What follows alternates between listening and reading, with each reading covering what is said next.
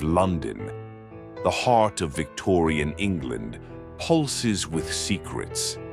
In a cluttered room at 221 B. Baker Street, a man with piercing eyes and a mind like no other sits, immersed in contemplation. Sherlock Holmes, the world's greatest detective, sees what others overlook.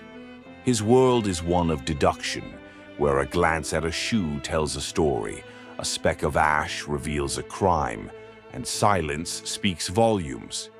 Dr. John Watson, a war veteran and a man of reason, becomes our window into this world.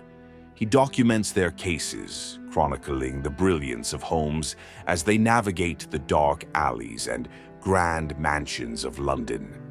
From missing treasures to cryptic letters, no puzzle is too intricate for Holmes's unparalleled intellect. One of their most intriguing cases arrives in the form of a masked nobleman. The King of Bohemia seeks Holmes's help. He must retrieve a compromising photograph from the elusive and beautiful Irene Adler.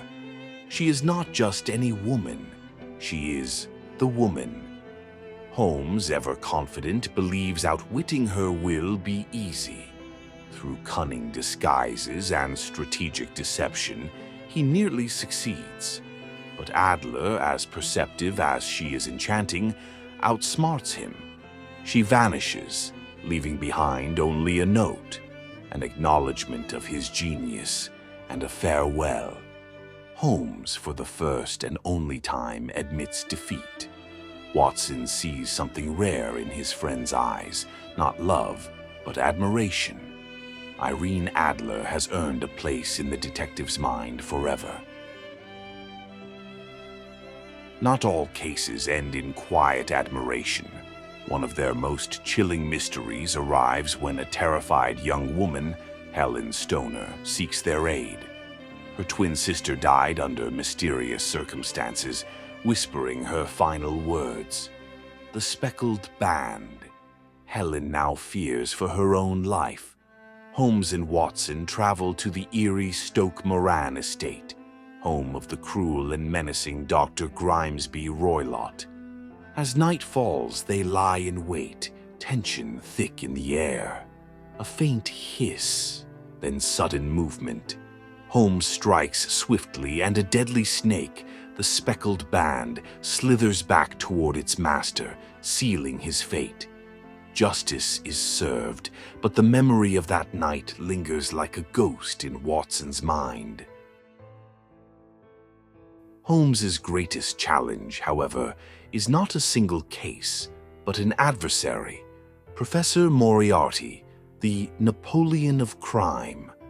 For years, this mastermind has woven a web of corruption throughout England, and Holmes has been the only man capable of unraveling it. As their battle reaches its climax, Holmes and Watson flee to Switzerland, pursued by Moriarty's men.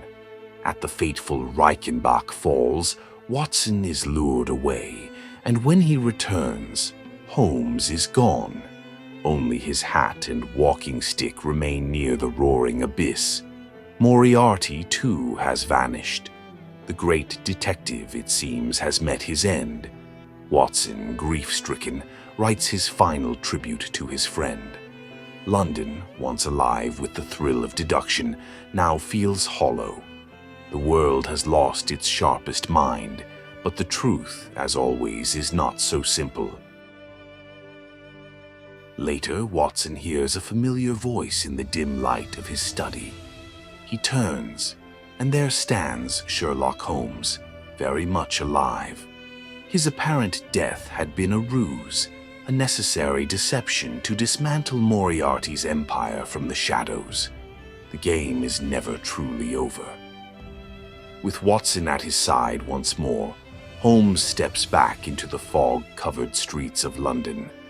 There are always more mysteries to solve, more criminals to outwit.